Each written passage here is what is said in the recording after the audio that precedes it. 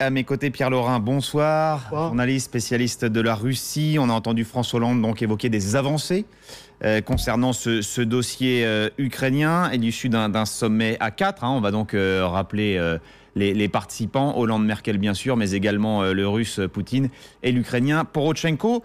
Si on commence par un aspect que François Hollande n'a pas abordé, à savoir les sanctions entre l'Europe et la Russie, avec au milieu donc ce conflit ukrainien, des sanctions qui sont toujours en vigueur. Là, pour l'instant, manifestement, il n'en a pas été question, en tous les cas, pas publiquement. Oui, ce n'est pas, je pense, la place, le format Normandie, c'est la résolution de la crise en Ukraine, l'application des accords de Minsk, et les sanctions, c'est le niveau au-dessus. C'est l'Union européenne, et non pas les deux Européens, c'est-à-dire Hollande et Merkel. Ce sont quand même les deux premières puissances. Oui, mais il y en a 26 autres. Oui. Effectivement, c'est les puissances économiques, d'ailleurs, qui sont celles qui subissent le plus le contre-coup des sanctions. C'est au niveau au-dessus, c'est au niveau certainement des ministres des Affaires étrangères que cela va se régler, mais non pas au format Normandie, mais simplement au format Union européenne-Russie.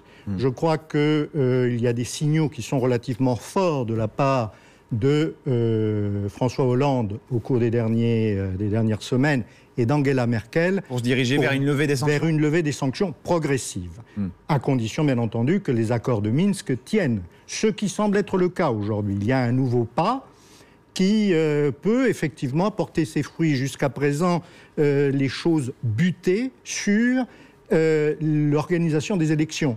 C'est-à-dire la partie ukrainienne insiste pour que les élections soient faites selon les lois ukrainiennes, ce qui est, tout le monde est d'accord sur cela, mais il fallait une concertation avec le Donbass. Or, cette concertation n'existe pas. Et c'est pour ça que le Donbass a établi ses propres élections. Il semble que les choses vont être mises à plat. Nouvelle loi électorale, c'est ce qu'il y a. Nouvelle loi électorale, absolument. Est-ce qu'elle va être négociée avec des représentants du Donbass? Vraisemblablement, parce que sinon, on sera toujours dans l'impasse. Le Donbass, c'est la région pro-russe. C'est la région pro-russe. Pour nos téléspectateurs. Donc, les choses évoluent. Par conséquent, les sanctions vont évoluer également.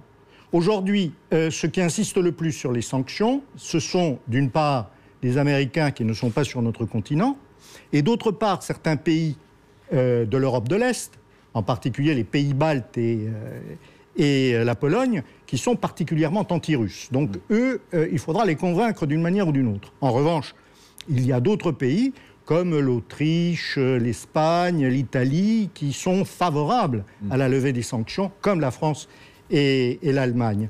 Donc, il va y avoir un jeu d'influence. Il est vraisemblable que, s'il n'y a pas de consensus, les sanctions seront prorogées, mais en tout cas, elles ne seront pas amplifiées.